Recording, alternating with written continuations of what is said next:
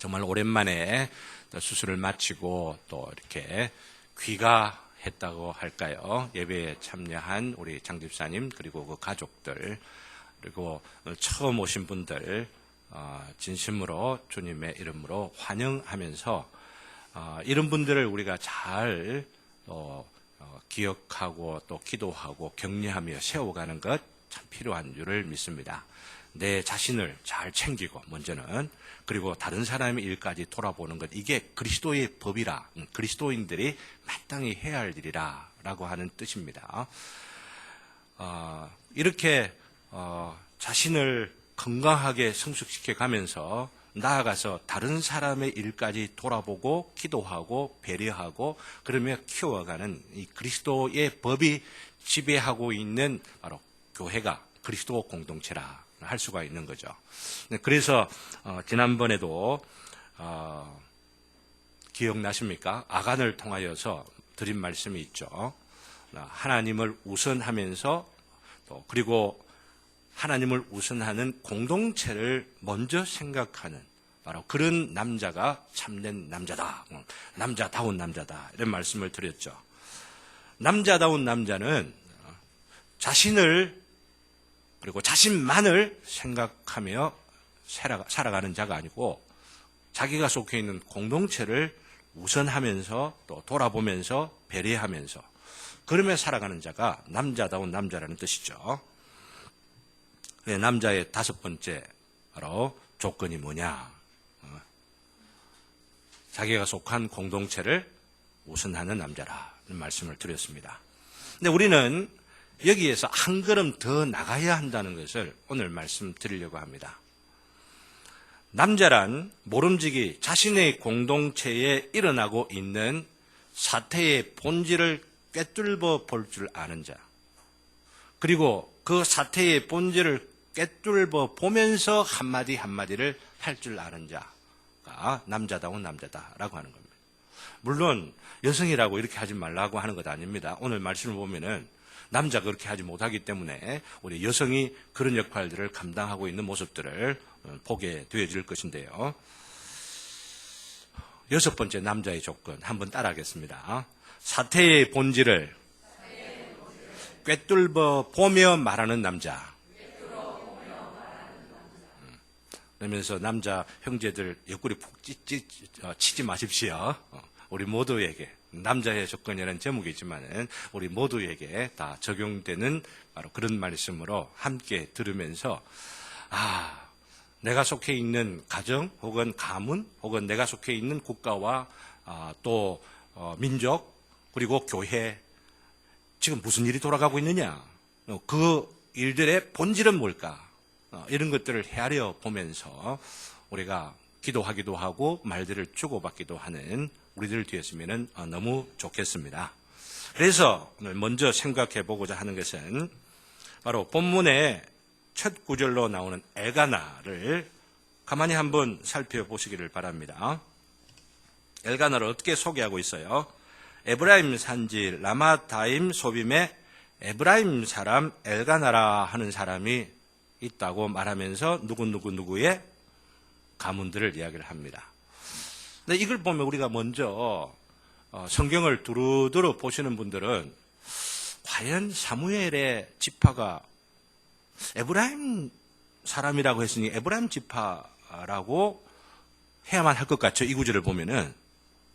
그런데 그렇지 않다는 거예요. 역대상을 보면은 족보가 쫙 나오지 않습니까? 그 족보를 보면은 사무엘을 설명하는데 에브라임 지파를 설명하는 족보에 나오질 않고 어느 지파에 나오겠어요? 관심 있게 보신 적 여러분 있으십니까? 레위 지파를 설명하는 부분에 나와요. 여러분들 어떻게 한번 보시기를 바랍니다. 역대상 6장 34절에서 48절까지를. 성경을 보면 이제 족보 이야기하면 잠이 오고 이렇게들 하죠, 그죠? 지난주 보다가 마태복음 보면서 막 족보가 누구 아들 누구 낳고 그렇게까지 세부적으로 들어가지는 않겠습니다만은 역대상 6장 34절 48절을 보면은 사무엘을 그 가문을 쭉 소개하고 있는 내용들이 나옵니다. 근데 거기 보면은 분명히 여러분들 자세하게 보시기를 바라고 말씀을 들으면서도 확인하실 수가 있습니다. 레위지파로 나온다는 이야기입니다. 근데 레위지파인데 여기는 에브라임 사람이라고 했잖아요. 에브라임 지파라고 하니 어느 지파 사람이야? 라고 질문을 해볼 수 있잖아요. 성경이 모순되면 안 되잖아요. 그죠? 어떻게 답을 알고 계신 분 계십니까? 너무 어렵게 들어가질 아니하고 이런 부분이 나오면 조금은 죄송한 부분들도 없잖아 있습니다만은 여기서 이 에브라임이라고 하는 바로 이 부분 이 두 군데 나오는데 산지는 에브라임이라는 말이 맞은데 이 에브라임 사람이라고 하는 바로 이 부분은 히브리 말로 오히려 에브랏이라고 하는 말로 표현을 하면 더 나을 말이라고 할 수가 있습니다. 에브라티라고 되어 있거든요. 이게 에브라임이라고 번역되면 안 된다는 이야기입니다. 그럼 에브라티 혹은 해서 에브랏이라고 하면은 여러분 익숙합니까? 에브랏이 어디입니까?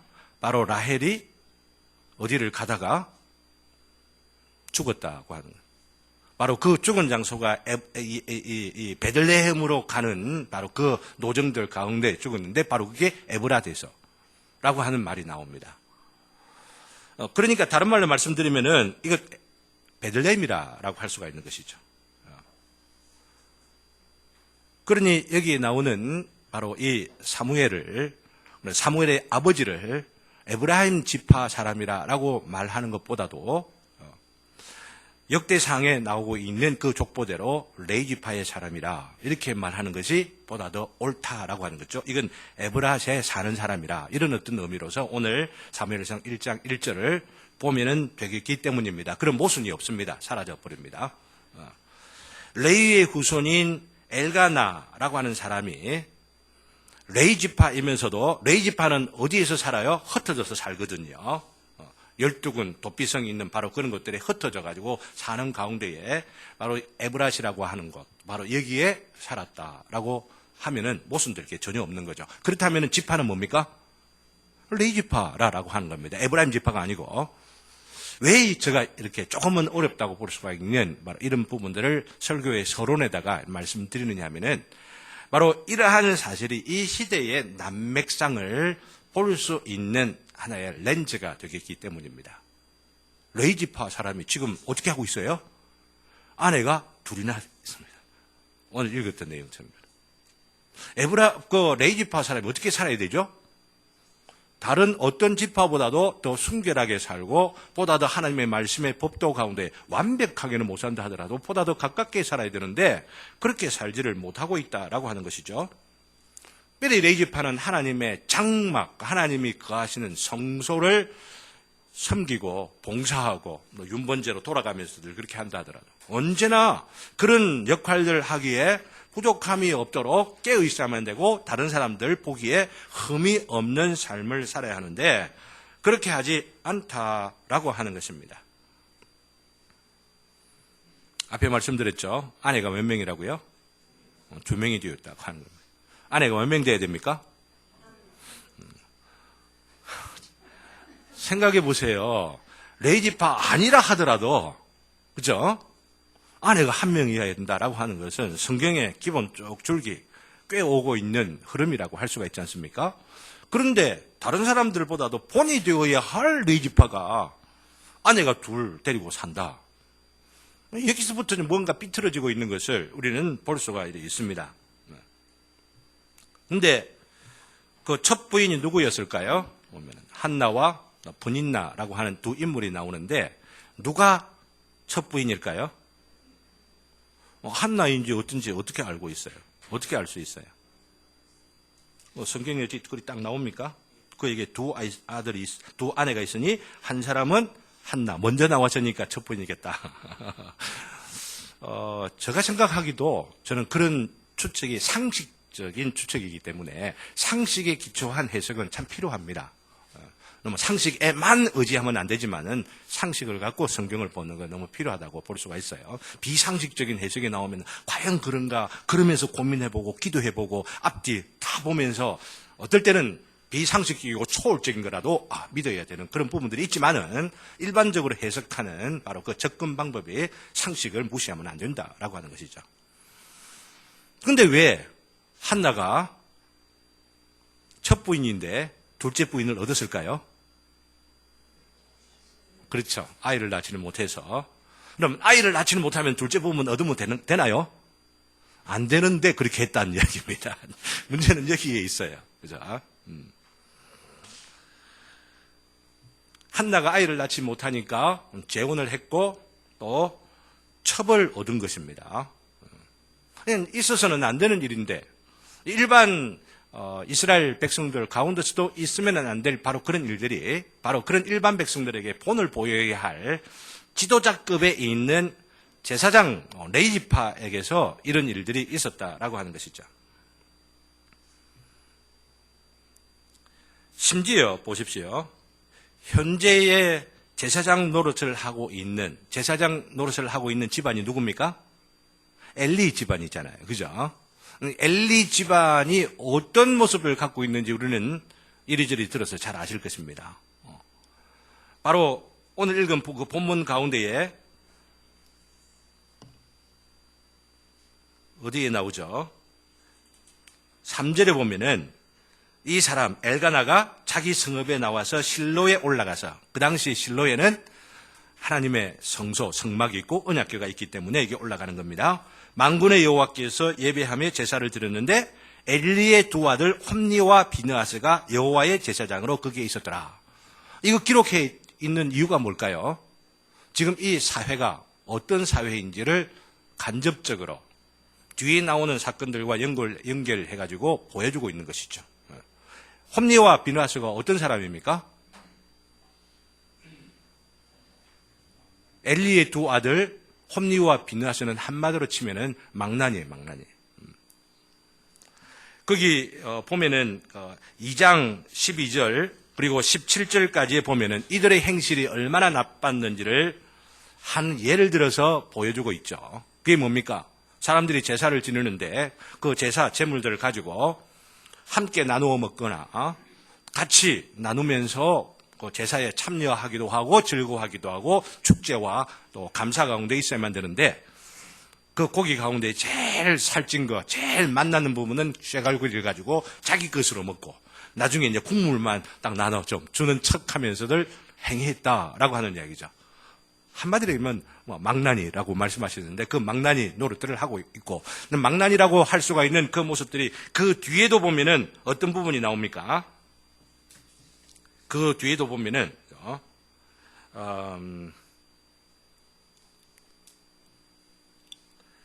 아까 금방 제가 2장 17절 말씀을 드렸습니까? 예, 2장 12절 17절 말씀을 드렸는데 그 뒤에 제가 몇 절인지를 제가 표시를 해두지 않아 금방 말씀드리기 어려운데 몇 절인지 여러분들 금방 찾아보시면 아실 터인데 성전에 섬기는 여인들과 동침하는 일까지 있다는 거죠. 어디 몇 절 나옵니까? 2장 22절 나옵니다. 22절에 나옵니다. 예. 성막에서 수종드는 여인들과 동침하기도 하였던 것 생각을 하면은 지금 제사장의 아들이 제사장 족속 그 제사장 되어져 있는 자들이 한쪽에서는 첩을 데리고 사는 일들이 있고 또 한쪽에서는 이런 제사장들이 타락을 해가지고 그 음식이나 거기 나오는 재물들을 자기 것으로 취하고 심지어는 수종드는 일하는 여인들과 더불어 막장 사회에 한마디로 이야기합니다. 이렇게 타락해 있는 부패해 있는 있어서는 아니 되는 일들이 벌어지고 있는 바로 이 가운데에 더욱이나 지도자 역할들을 하게 되는 바 이들이 이렇게 타락해 있다고 하는 것을 지금 보여주고 있는 겁니다. 우리가 이 사무엘상 그리고 한나의 이 이야기 그리고 사무엘이 등장하게 되는 배경들을 이런 심히도 부패하고 불의와 불법과 그리고 참 한마디로 막장 사회라고 할 수가 있는 이런 상태에 있었던 것을 염두에 두어야 한다라고 하는 겁니다. 우리 사회도 보면은 보는 사람의 입장에 따라 다르기도 하겠습니다만은 국회 청문회를 통해 가지고 공직자를 세운다 하며 추천을 해놓은 사람들 다 뒤집어 보면 올바른 사람이 한 명도 없어요. 답답해 죽겠어요. 빨리 이 사회가 하나님을 온전히 믿는 그런 교회들로, 온전히 믿는 그리스도인들로 본을 보일 수 있는 정치인들이 나오고 공직자들이 나오고, 그러므로 인하여서 하나님의 그 이름에 누가 안 되는 바로 그런 이 사회들로 바뀌어져 가는, 바로 이런 것들이 있으면 너무너무 좋겠다는 기도를 하지 않을 수가 없는 것이죠. 이 사회를 보면은 전 너무 감사하게 생각하는 우리 교회에 서기관급 되는 분이 계시거든요. 공직에 계시는 분이 계시는데 참 정직하게 하세요. 너무너무 감사합니다. 그렇기 때문에 장관에게 찍히기도 하고 또 그 동료들에게 좀 뭐 편하는 것처럼 이렇게 여기지는 그런 일들이 있기도 하지만은 너무 감사하게 생각합니다. 이런 이들이 위에서 기도도 해주고 격려도 해주고 그러면서 그런 분들이 이 사회의 직장에서 인정받는 그런 사회가 되기 위해서 우리가 기도하는 것들이 굉장히 필요한데, 바로 그런 일들이 일어나지 않고 있는 게 지금 이 사무엘상, 이 초장에 있는 것이다라고 하는 것이에요. 이렇게 이 사회의 비극적인 그 모습을 강조하는 그 이유는 한나를 제대로 이해하기 위해서라고 하는 것입니다. 오늘 본문을 비상적으로만 읽으면은 아내가 둘이나 된 가정에서 어떻게 하면은 남편 사랑 독차지할까라고 하는 그런 관점에서 이 한나와 브닌나의 그 대립, 그 갈등을 이해하게 되어지는데 그건 잘못된 것이다. 이 말씀을 드리려고 하는 거예요. 뭐 그런 일들이 너무 많잖아요. 그죠? 맨날 우리 조선시대 때 보면은 첩제도가 있어가지고 본처하고 그 또 뒤에 들어온 그 첩하고 얼마나 갈등들이 많고 그 자녀들끼리 가운데에 태어난 자녀들이 또 이리저리 해가지고 우리나라 조선실록들을 보면은 막 그런 것들로 해가지고 벌어지는 이 사건들, 궁정 비화 얼마나 많이 있어요. 그죠? 근데 그렇게 일어나는 갈등이나 시기나 질투나 그런 관점에서 여기 보면 안 된다라고 하는 것을 말씀드리기 위하여 그 사회의 모습을 말씀드리고 있는 겁니다. 물론 브닌나의 입장에서 보면은 뒤에 들어온 후처라고 볼 수가 있는 이 브닌나를 보면은 그런 시기와 질투에 불타 있는 게 분명합니다. 왜냐하면은 남편의 사랑이 어디에 가 있는 것처럼 보이기 때문입니까? 4절에도 보면은 엘가나가 제사를 드리는 날에 실로에 가가지고 제사를 드리고 나면은 그 제물의 분깃을 어떻게 해야 된다고요? 그 아내하고 그 모든 자녀들에게 갑절로 주었다라고 말합니다. 관심과 사랑이 거기에 기울어져 있다라고 하는 것을 보여주고 있는 것이죠. 근데 브닌나에게 안 주었다라고 하는 게 제 몫을 준 겁니다.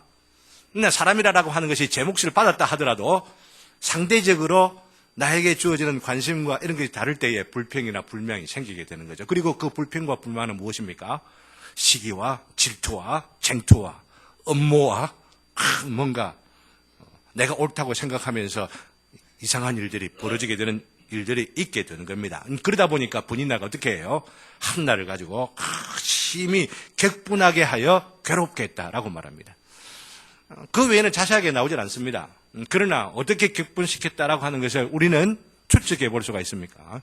이거 아이도 못 낳는 여자가, 그러니까 그런 남편에게 사랑받는 그것을 직접적으로 이야기하지는 못하지만은 자녀도 못 낳으면서 어쩌면서 막 이러면서 막 비난을 쏟아붓기도 하고 막 그냥 묘한 뉘앙스의 말들을 가지고 막 꼬집기도 하고 괴롭기도 하고 그런 일들이 있었다고 하는 것 아니겠습니까?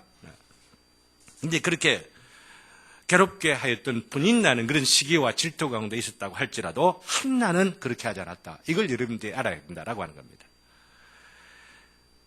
단순히 남편의 사랑을 차지하기 위하여서 질투와 시기심에 사로잡혀 가지고 보면은 뭐 눈물 흘리고 뭐 기도하고 이랬다고들 하지 않습니까? 그렇게만 보면은 이해할 수 없는 성경이 나오는 겁니다. 바로 사무엘을 가지게 되고 나서 올려드리는 그 기도와 찬양 가운데 나오는 그 말씀들을 보면은 정말 이해 안 되는 말씀들이 나오게 되죠. 그게 뭡니까? 2장에 나오는 말씀을 얼핏이라도 좀 보시겠습니까? 2장에 보면은요, 한나가 기도하여 이르되 라고 하는 그 기도의 내용들을 보면은 그냥 한 개인이 누군가에게 손가락질을 당하고 조롱을 당하고 무시를 당하다가 올려드리는 기도의 내용이 아니다라고 하는 이야기입니다. 가령 예를 들면은 바로 5절 말씀 보십시오. 풍족하던 자들은 양식을 위하여 품을 팔고 줄이던 자들은 다시 줄이지 아니하도다. 전에 임신하지 못하던 자는 7을 낳았고 아직 7 안 낳았습니다. 그리고 많은 자녀를 둔 자는 쇠약하도다. 많이 가지던 자들, 부유한 자들, 건강한 자들은 오히려 있던 것들을 빼앗겨버리고 무시당하고 조롱당하는 일들이 있게 되어지고, 다른 말로 하면 사회가 뒤집어진다는 이야기입니다. 일반 세상에서 보던 가치관이 전도가 되어 뒤집혀져서 지금까지 무시되고 조롱당하던 사람들이 종기이김을 받게 되어지고, 지금까지 출세했다, 성공했다라고 하는 사람들이 땅을 깃는 바로 그런 일들이 있게 될 것이다. 이거 이야기하는 거예요. 그게 지금 시골 안악내가 지금 이런 기도를 하고 있다고 하는 거예요. 여러분들은 기도는 어떻게들 하십니까? 한나의 이 기도는 신약 성경 누가복음에 가게 되면은 바로 마리아의 기도로 연결되는 게 여러분 아시죠? 마리아의 기도가 얼마나 놀라운지 여러분들은 아실 것입니다. 6절 7절에도 보면 그래서 뭐라고 말하냐면 여호와는 주기도 하시고 살리기도 하시며 스올에 내리기도 하시고 거기에 올리기도 하시도다. 이 모든 세상에 하나님의 의롭게 하시고 하나님의 정의를 위하여서 뒤집혀질 그 세상들을 보면서 지금 기대하면서 소망을 갖고 있는 바로 그 모습을 바로 이 기도 가운데에 표현을 하고 있다라고 하는 것이죠. 제가 이 말씀을 들으면서 정리를 하고자 하는 것은 바로 한나가 울고 부르짖으며 기도한 것은 개인적인 어떤 내가 조롱당하고 아이를 가지지 못하기 때문에 오는 그 원통함이나 한 이 정도가 아니라라고 하는 거예요. 이거 지금 말씀드리려고 하는 거예요. 그러면은 어떤 의미에 있어서 이렇게 울고 또한 괴로워할 수가 있고 또한 기도할 수가 있었겠느냐라고 하는 것이죠. 곧 이 한나는 울면서 탄식하면서 하나님 앞에서 몸부림치면서 내어놓는 그 내용의 기도의 내용들이 뭐냐면은 지금 이 시대에 이 사회에 자기가 속해 있는 공동체가 어그러지고 부패되어져 가고 깨어져 가고 있는 바로 이 사회를 보면서 지금 마음 가운데에 고통하며 바로 이 현실들을 그 고통 가운데 하나님께 올려드리고 있는 겁니다. 우리가 살고 있는 이 나라, 우리가 살고 있는 이 백성이 하나님의 이름으로 불리워지는 사회요, 하나님의 이름으로 불리워지는 이 민족이고 이 국가인데 왜 이렇게 되어져 가고 있습니까? 왜 제사장, 왜 이렇게 목사들이 타락해 가고 있습니까? 이 말 아닙니까 제가? 왜 이렇게 교회가 문제가 많습니까? 왜 사회에 이렇게 지탄을 받고 있는 일들이 이렇게도 비일비재하게 일어나게 되고 신문 보기가 그리고 또 뉴스 보기가 두려울 정도가 되어져 버렸습니까? 이것 안고 지금 고민을 하고 눈물을 흘리면서 하나님께 기도하고 있는 거예요. 근데 문제는 바로 그러한 일들이 이 사회 속에만 재현되는 것이 아니고 자기 가정 속에도 똑같은 문제가 있다라고 하는 거예요. 아까 말씀드린 대로 자기 가정이 지금 어느 가정이에요? 제사장 가정 아니에요. 레이지파 아니에요. 레이지파가 본을 보유하는데 본을 보이는 그 모습들이 아니 되어 있는 모습이 바로 우리 가정에도 있구나 생각하니 이걸 보면서 가슴 치면서 하나님, 사회도 그렇고 우리 가정도 이러는데 하나님 어떻게 하실랍니까? 어떻게 해보려고 하니까 내가 지금 자녀도 없습니다. 지금 이 탄식 가운데 울부짖으며 하나님 앞에 그 심령을 토하는 가운데 하나님께 응답을 받는 것들을 보게 되어지죠. 가정의 문제를 가정 자체의 문제라만 보지 아니하고 바로 한나의 기도는 공동체의 문제와 관계시켜 보았고 하나님의 나라와 관계시켜서 하나님 나라의 관점에서 내가 지금 속해 있는 가정의 문제를 보았다라고 하는 겁니다. 한나의 위대함은 바로 여기에 있습니다. 우리가 어떤 유의 기도를 한다 할지라도 우리의 기도가 한나를 통하여서 배울 수 있는 게 뭐냐면은 바로 하나님의 나라와 우리 민족과 우리 사회들 가운데에 이 나라가 어떻게 갈고 여자라 하더라도 여성이라 하더라도 그렇다라고 하는 겁니다. 그건 남자의 일이 아니에요. 여성이 그렇게 깨어있고 여성이 그것을 볼 줄 알 때에 이 사회에 소망이 있는 겁니다. 자녀를 어떻게 보면 어떻게 키워가야 할지 바로 거기에 바로 그런 관심이, 그런 관점이, 그런 인식의 지평, 이것들이 주어지는 것이기 때문이죠.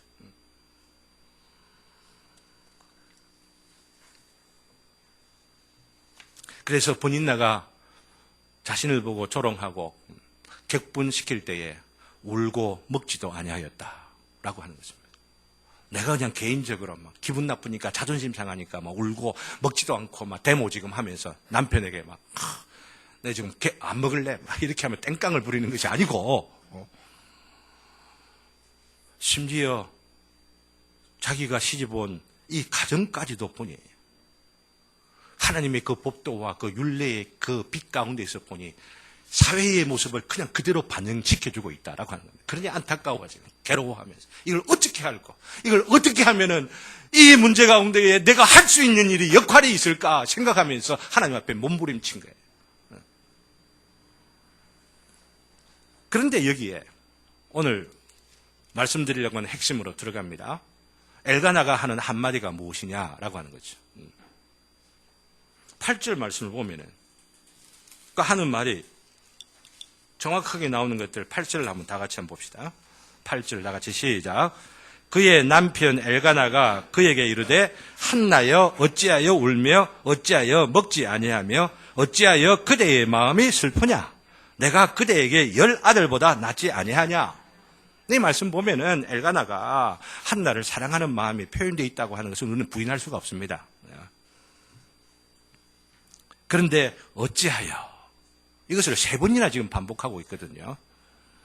이걸 보면은 한나의 지금 괴로워하며 고통하는 그 심정의 깊은 핵심을 만지지를 못하고 껍데기만 만지고 있다고 하는 거죠. 우는 것이, 먹지도 않는 것이 어찌하여 지금 고통하면서 지금 기도하고 몸부림치고 있는지 그 핵심 그 마음 깊이까지 가야 되는데 그걸 가지 못하고 내가 너 사랑하는데 왜 그랬어 자꾸 뭐 이러면서 지금 따지듯이 책망하듯이 그러는 거예요. 내 좋아하면 되잖아. 뭐 본인나가 애들 10명이나 있다 하더라도 내 좋아하면 되지. 그게 또 뭐 어쨌다는 이야기야. 이러면서 한편으로는 위로한다고 하는 겁니다. 우리는 여기에 문제가 있다라고 하는 것이죠. 사랑하는 말을 우리가 하기는 해야 됩니다. 경상도 남성분들에게 말씀을 드립니다. 사랑한다는 말 자주 해야만 돼요. 이게 굉장히 필요합니다. 좀 해줍니까? 안 해줍니까? 전혀 안 해주는 남편분들 혹시라도 있으면 제가 어떻게 가정일을 잘 알겠어요. 사랑한다. 너무 고마워.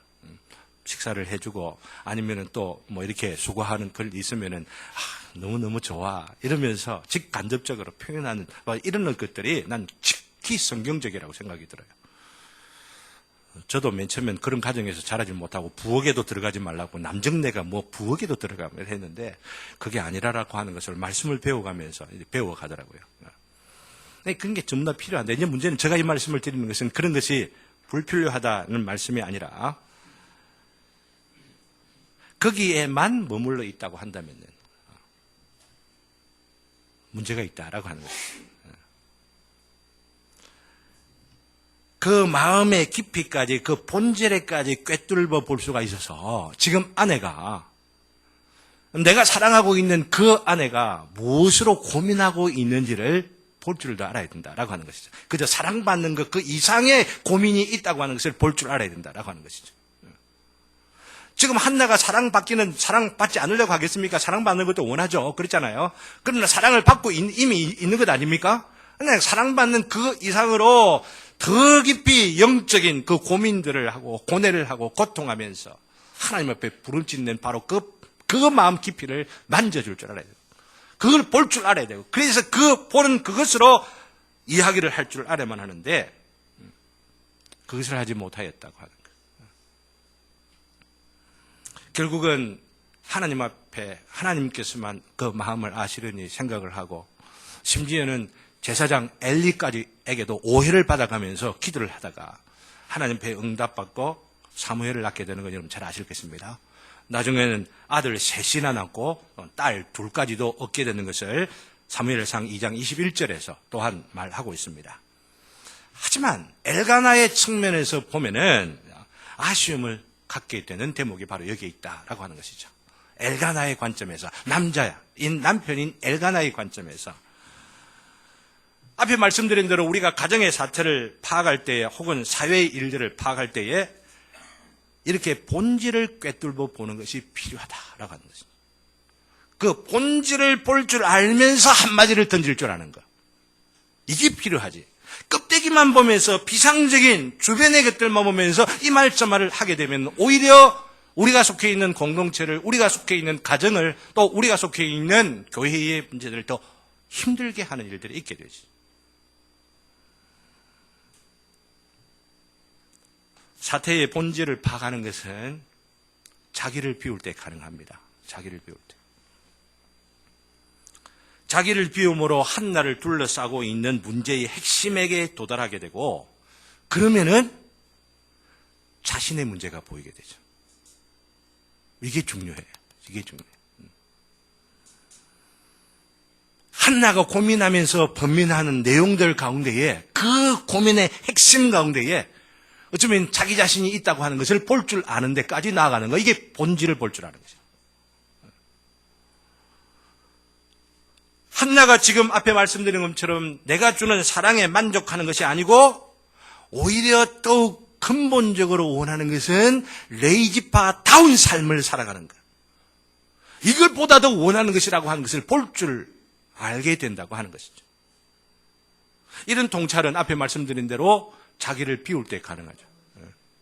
그리고 나아가서는 하나님을 그 중심에 모시면서 하나님의 법도와 하나님 나라의 관점에서 하나님께서 하시고자 하는 일을 중심에서 보게 될 때 우리가 하는 일들이 어디에 문제가 있는지, 우리의 가정에 어떤 문제가 있어서 지금 이러한 아픔이나 혹은 괴로움이나 갈등이 생기게 되는지를 볼 수 있게 된다고 하는 것이죠.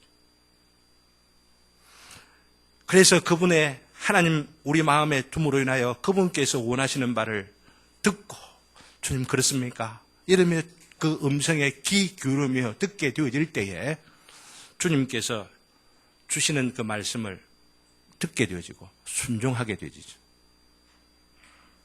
그럴 때에 바로 내가 죄인이구나. 내가 죄인이구나. 다른 누구가 죄인이 아니라, 다른 누구가 문제가 있는 것이 아니라 바로 내가 죄인이구나 라고 하는 사실을 깨닫게 됩니다. 그래서 해야 될 말은 뭡니까? 열 아들보다 내가 낫지 않냐라고 하는 말보다도 한나의 마음 가운데에 정말 그 전곡을 찔러 그 마음의 본질 가운데다가 사태의 모든 핵심 가운데 들어가 하는 이야기라고 한다면 어떤 이야기가 되겠습니까? 여보 미안해. 당신의 고민이 그런 줄을 이제는 알겠네. 나를 비우고 하나님을 그 내 마음속에 두니까 내가 보지 못했던 것을 보았는데 여보 미안해. 이러면서 사과하는 일들이 있게 되지. 구체적으로 그럼 어떻게 해야 되느냐라고 하는 문제들은 또 다른 문제이기 때문에 오늘 여기까지만 하도록 그렇게 하겠습니다.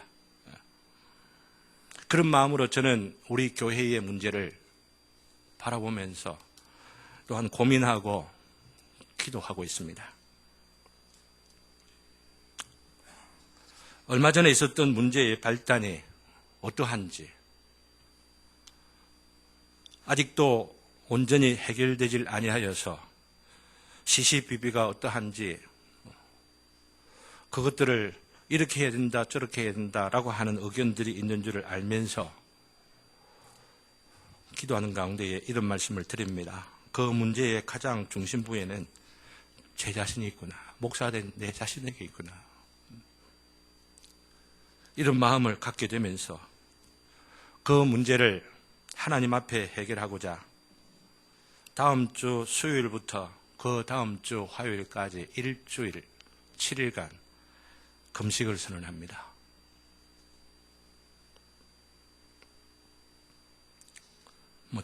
아직 몸이 온전치 못하는데 그래도 되겠느냐, 우리 집사람도 염려하는 마음들이 있지만은 교회를 개척하면서 죽고자 각오하고 하나님의 온전한 뜻이 교회 가운데 이루어지는 그런 교회가 아니면은 교회 설립 예배 드릴 때 제가 기도드렸던 게 있습니다. 이 교회가 망하게 하여 주옵소서. 하나님의 뜻이, 하나님의 그 나라가 땅 가운데 이루어지지 않는 교회라면 있을 필요가 없는 교회가 아니냐. 난 그런 뜻으로 저는 하나님의 나라가 그리고 그 뜻이 주장되어지고 그 뜻에 순종하고 순복하면서 행하여지는 교회가 되기를 바라는 마음으로 하나님 앞에 결심하면서 난 일주일 한다고 죽지는 않을 거라고 생각합니다. 그렇게까지 제가 허약하다 생각하지는 않습니다. 그러나 요즘 밥맛이 얼마나 좋은지 기가 막히게 좋아요. 하루에 10,000보씩 다니면서 하들 하는데 막 이래 해도 재밌고 이렇게 해도 맛있고 뭘 먹어도 막 쇠또가리 넣어도 막 그냥 녹아질 것 같은 그런 식욕인데 이걸 끊는다 생각하는 염려가 사실은 되긴 됩니다. 그래도 내가 좋아하는 것들을 끊어야 되겠구나. 하나님의 뜻이 이 교회 가운데 이루어지는 바로 그것이어야만 되지 않을까라는 생각들 가지고 단호하게 끊으려고 합니다. 그리고 당장 하지 못하는 것은 이미 예정되어져 있는 일정이 있기 때문에 오늘 밤에 그리고 내일 저녁에 광주에서 하는 북토크를 위하여 제가 가야 되고 또 화요일까지 우리 교회에 매번마다 채소를 보내주는 박재규 집사님 너무 고마운데 광주까지 갔는데 그분 신방 안 해보고 오고 이러면은 좀 뭔가 좀 부족한 것 같아가지고 다녀오고 나서 바로 수요일부터 바로 금식해야겠구나는 생각들을 하고 있습니다. 그리고 나서 일주일 금식을 하면서 그 일주일 뒤 금식한 뒤에 나름대로의 절차를 밟도록 하겠습니다. 부탁을 드리는 것은 온 교회 교우님들이 일주간 동안 최소한 하루는 금식에 동참해 주시면 좋겠다. 이 부탁을 좀 드리고 싶습니다. 특별히 노아의 방주 예살모에 속해 계시는 분들은 꼭 하루를 금식을 좀 해 주십시오. 저는 일주일을 할 거니까.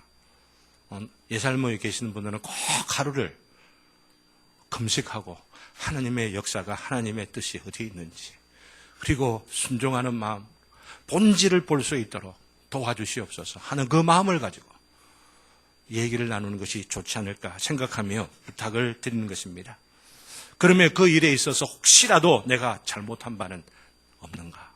과연 나에게는 이 예살모를 위하여서 교회를 위하여 고쳐야 할 부분들은 하나라도 없을까 생각하면서 참으로 이 사태의 본질을 꿰뚫어 볼 수 있는 저와 여러분 되시기를 주님의 이름으로 기원합니다. 하나님 앞에서 문제를 보시기를 바랍니다. 하나님께서 어떻게 보실까라고 하는 생각에 기도하시기를 바라고 그런 마음 가운데 하나님의 영이 역사하실 줄로 믿습니다. 나 자신을 비우고 하나님을 우리 마음의 중심에 볼 때에 사태의 본질을 꿰뚫고 터져나오는 한마디 말이 있을 것입니다. 그렇게 말합시다. 그러면서 이야기를 합시다. 사랑하는 우리 천국제자들교회 성도 여러분, 앞에도 말씀드린 것처럼 어느 교회와 다를 바가 없다면 이 교회는 존재할 이유가 없습니다. 망해야 합니다. 이 부패한 사회 가운데 빛이 되지 못하고 소금이 되지 못하고 산 위에 있는 동네처럼 하나님의 영광을 돌려드리지 못하는 것이라고 한다면 아예 해체되어 버리는 것이 더 낫습니다. 이런 사태 앞에 해결하는 것도 어느 교회나 어느 공동체나 문제는 있기 마련이잖아요. 우리가 살아가면서 아직도 남은 죄가 있기 때문에 연약한 모습으로 넘어질 수밖에 없는 인생들입니다. 그러나 이런 문제들이 있을 때에 어떻게 해결하느냐. 천국의 원리가 지배해야 됩니다. 하나님의 나라의 그 원리가 이 문제를 해결하는 방식에도 적용되어야 한다라고 하는 것입니다. 그래서 부탁을 드리는 겁니다. 사태의 본질을 볼 수 있기 위하여 금식하자라고 하는 겁니다. 하루라도 금식하면서 하나님 앞에 질문해보자라고 하는 것입니다. 그 중심에 자기를 비우며 하나님을 모시고 하나님의 눈으로 이 문제를 보게 되면 우리 주님께서 우리로 말미암아 그 사태의 본질을 보게 하실 것입니다. 분명히 보게 하실 것입니다. 그리고 그 사태의 본질에 깊이에 내가 어떻게 연관되어 있는가 하는 것을 깨닫게 되죠. 그래야 분명히 할 말들을 하게 하실 줄로 믿습니다. 그러므로 인해서 하나님의 놀라운 은혜로 회복되죠. 이 교회가 하나님의 이름으로 불리워지는 교회다운 교회로서 다시 한번 일어서는 복된 역사가 있기를 바라면서 이 시간에 찬송하며 또 기도하도록 합시다. 195장